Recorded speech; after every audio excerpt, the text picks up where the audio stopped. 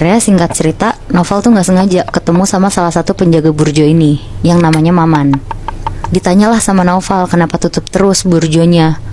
Terus dijawab sama Maman, iya si Asep lagi sakit soalnya lagi berobat sama orang pintar.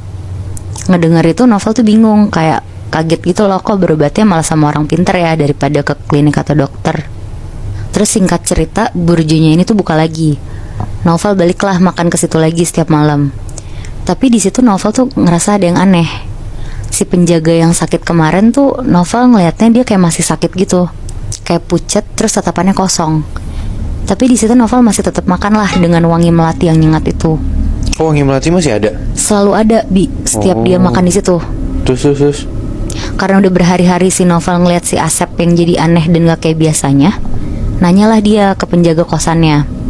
Kenapa nanyanya ke penjaga kosannya? Karena jarak dari kosan ke burjo itu tuh deket banget.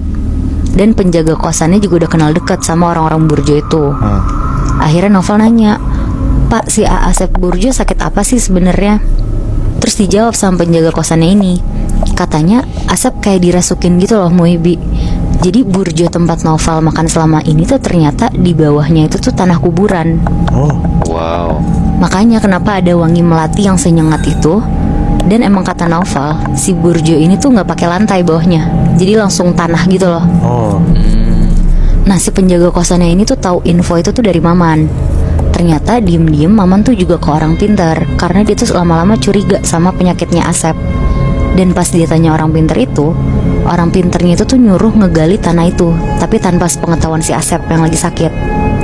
Dan pas digali sama penjaganya, benar-benar banyak tali pocong, ada kain kafan, tapi tuh nggak ada tanda-tanda mayat di dalam tanah itu.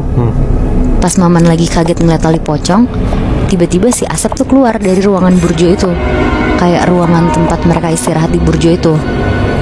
Cuma pas dipikir-pikir lagi sama Maman, Asep tuh masih di Kuningan, masih berobat.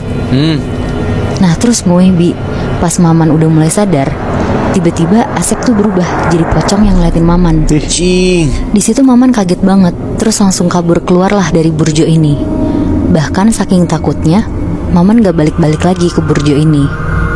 Dia sampai pergi ke Kuningan buat nyamperin orang pinter tempat Asep dirawat. Langsung tuh hari itu juga? Langsung, Bi. Dan ternyata kata orang pinternya ini tuh Asep lagi dirasukin sama perempuan yang dikubur di bawah tanah itu. Jadi dia sebenarnya nggak suka kalau makam dia tuh ditiban dan dijadiin tempat jualan. Dan kayaknya ya ada hubungannya juga nih sosok perempuan yang gangguin Novel di kamar kosannya sama yang di burjo itu. Karena kosannya kan deket banget sama burjonya.